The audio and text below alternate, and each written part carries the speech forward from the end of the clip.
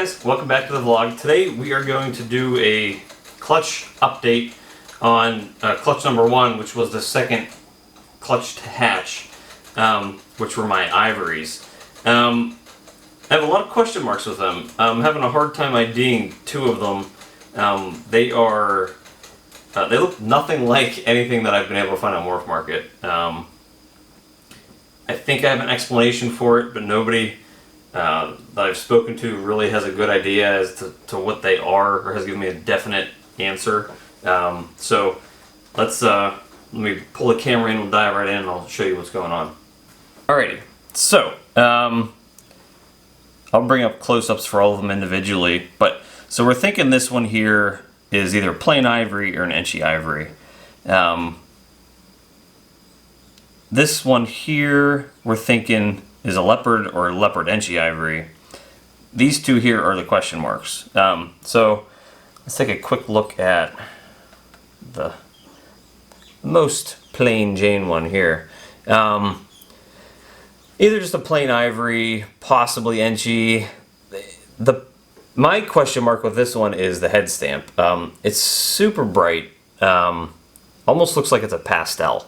Now the parents were supposed to be just etchy ivory and leopard ivory, but there's definitely something going on with the genes in the parents, because these 2 here are not etchy leopard ivory. There's something else going on in them. This snake here though is absolutely gorgeous. Very stark white. There's like a kind of a muddled pattern going on here in the sides you probably can't pick up on camera. Has a super awesome like yellow highlighter mark going all the way down its back. It's broken up a little bit here. It kind of looks like a highway or a freeway towards the lower part of its back. Just a beautiful snake. Awesome looking snake. So we're leaning towards just ivory or possibly etchy ivory on that one. This one here, the one that's trying to get away, it's either a leopard or a leopard etchy. It has a very reduced pattern compared to what a leopard has, like especially when they're hatchlings. It's a beautiful snake, beautiful colors on it. If you can see, if they get picked up here at all. Awesome looking head stamp too. Get that in there too. It's just a really cool looking snake. I really like the way it looks. I like the color palette. It's almost like a purple, blue, yellow, and white. Kind of reminds me of my highway male, the Phantom Leopard pastel. And he kind of looks like he has pastel too. He has like the head is just so white compared to what normal leopards look like. I'm not saying that there is pastel in this combo, but pastel is such a common gene in snakes that I wouldn't be surprised if it was in one of the parents and we didn't know about it. Now these 2, the crazy looking ones, I think I found an explanation for what I think they are. And you guys out there, the experts, you let me know what you think. I haven't been able to find these, but I'm thinking that they're possibly... Now all the snakes are going to make a break for it, so I can't show you. Stay in here. No. Get in there. Stay in there. Stay. I'm thinking these guys are possibly super etchy or super etchy leopard ivory. I have not seen them produced before. But I have seen super etchies in the highways or freeway combos, and the pattern looks super similar. Obviously, when you have highways and freeways, there's a lot more pattern. They're not whited out like they are in ivories. But the pattern looks a lot more similar to what's going on in these guys than just a typical etchy leopard ivory. So I'm thinking these 2 are possibly super etchy leopard ivory. And if I can get... This one's a little more yellow. You can see a little more pattern in this one, so I'll bring this one up a little closer one-on-one. Just take a look at how unique that pattern is. I don't know if you guys that look into ivories are familiar with the yellow belly complex, but this snake does not look like your normal Enchi leopard ivory. There's definitely something else going on with the pattern in the snake.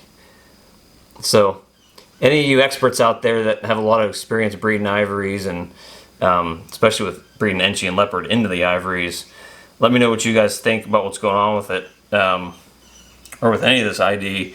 It's hard with these to ID the clutches, I feel like, because they're so unique and the patterns can be so different that it's not always easy just to kind of pinpoint what's going on with these ivories. But it's definitely an exciting clutch. It only had 5 eggs, and the other one, there was a stillborn, but it looked identical to this guy right here. I wish we would have had that one too. But I mean, this clutch turned out amazing, and if these two really are super Enchi leopards, they could be world first, because I haven't seen them before. And if that's the case, to get 2 of them in one clutch, I hit fantastic odds with only four babies. But as you can see, these guys are extremely active. They haven't had their first meal yet, but they will be soon. They're very active.